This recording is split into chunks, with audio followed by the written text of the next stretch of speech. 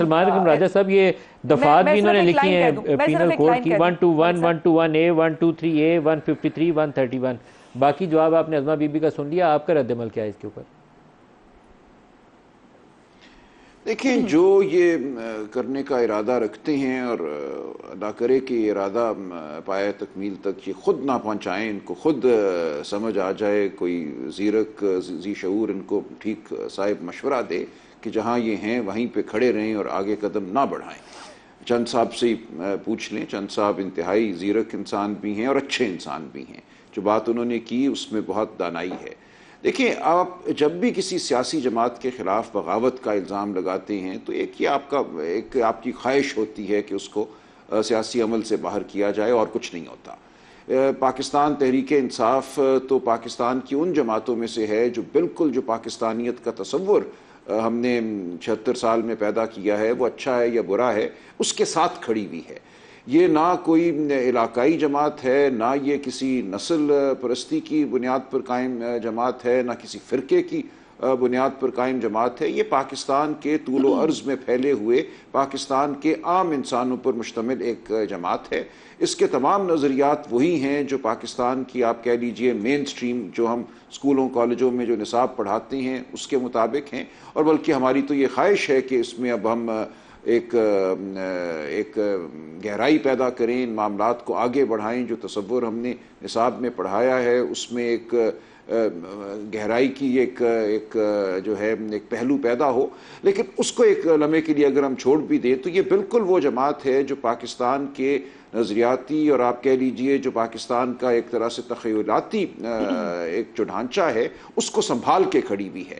یہ وہ جماعت ہے جو مذہبی جو تشدد ہے اس کو بھی روکے ہوئے ہے. آپ اس جماعت کو منظر سے ہٹا دیجئے، میں آپ کو یقین دلاتا ہوں کہ جو نسلی جماعتیں ہیں، نسل پرستی پر مبنی جماعتیں ہیں، یا جو مذہبی تشدد پر مبنی جماعتیں ہیں، ان کو آپ بڑھاوا دیں گے. یہ پہلے بھی ہوا ہے ہماری تاریخ میں، یہ افسوسناک عمل. جب آپ نے نیشنل عوامی پارٹی کو 70 کی دہائی میں 1975 میں ختم کیا، کالعدم قرار دیا، اسی قسم کے الزامات لگائے، پھر سپریم کورٹ میں ایک ہمارا طریقہ ہے، آئین کے آرٹیکل 17 کے تحت ریفرنس بھیجا جاتا ہے، اور وہاں سپریم کورٹ نے 1975 میں نیشنل عوامی پارٹی کو کہہ دیا کہ یہ ملک کے خلاف جماعت ہے، اس کو ختم کر دیا. اس کا نتیجہ کیا ہوا؟ جب آپ ایک خلا پیدا کرتے ہیں تو اس خلا کو کوئی نہ کوئی پر ضرور کرتا ہے.